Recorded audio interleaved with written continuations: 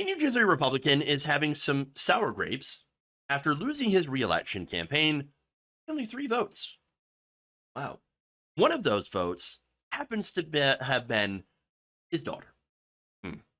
So now the Republican Party, as a result of losing this election, is trying to specifically take at least 3 votes and have them disqualified. Interesting. So now let me give you some details on this. Morris County Republicans are intending to file a lawsuit contesting the results of the November 8th election after Mendham Township Committeeman Tom Baio lost his re-election campaign. I don't know if there's a relation to Scott, but interesting. So now Baio's own daughter voted against him for his Democratic opponent, Lauren Spirig. So now what's interesting is New Jersey has some very vague rules on mail-in ballots. I will explain that later.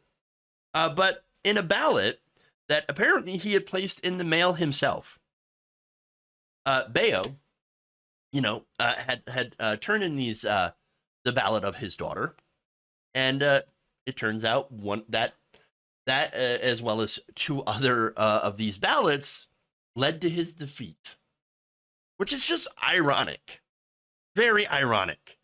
Now, according to the Observer Tribune, after losing, he said, "You know what? Maybe we shouldn't have votes like that count. After all, I would like to go and disqualify my own daughter's ballot." This is his quote. "Like many parents driven by a sense of duty, we were wrong to advance the vote by mail to my daughter, Ariana. My daughter did answer the call of duty and did vote by the mail-in ballot."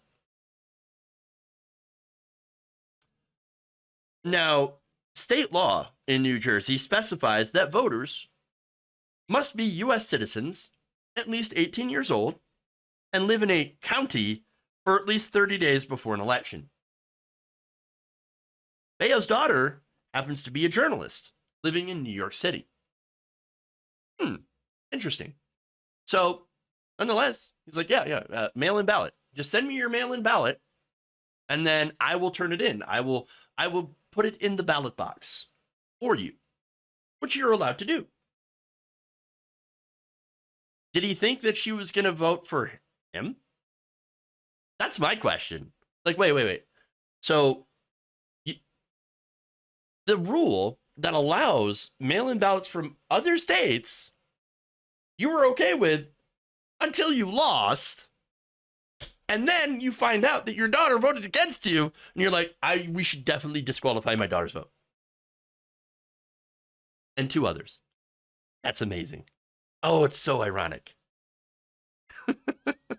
Now, here's more of a statement. "We all need to correct this behavior. As parents and as citizens of towns as great as Mendham, I call on all Mendham residents next year to heed this example. As shameful as it is, we need to correct this behavior. I know I will. Correct this behavior." What, voting against you? Is that the issue? Is that the issue? I mean, we must correct this terrible behavior of voting not for me, and then actually doing the rules like they're written. Okay, well, if the rules are bad, then why didn't you write them? Why didn't you rewrite them? Write the better rules. I'm just saying. It seems to be a rather easy fix. And so under these rules, she didn't do anything wrong. That said, Mendham County GOP Chair Laura Ali accused 2 other Democrats, along with her, of illegally casting vote-by-mail ballots from out of state. Now, I just read you the rules. It is legal because these rules are not defined. And again, Baio, which, by the way, Ali actually refused to call her out by name, which I think is really interesting because I think it would be very, very embarrassing for her to admit, oh, right, and one of the votes that we're actually challenging happens to be Baio's daughter, who voted legally, but but not for Baio. Awkward. That is so awkward. Now, she did, however, single out the daughter of Morris County Democratic Chair Amelia Duarte of violating the state residency requirements. Ali claims to have evidence that some voters did not meet that eligibility requirement, but declined to declined to provide any details.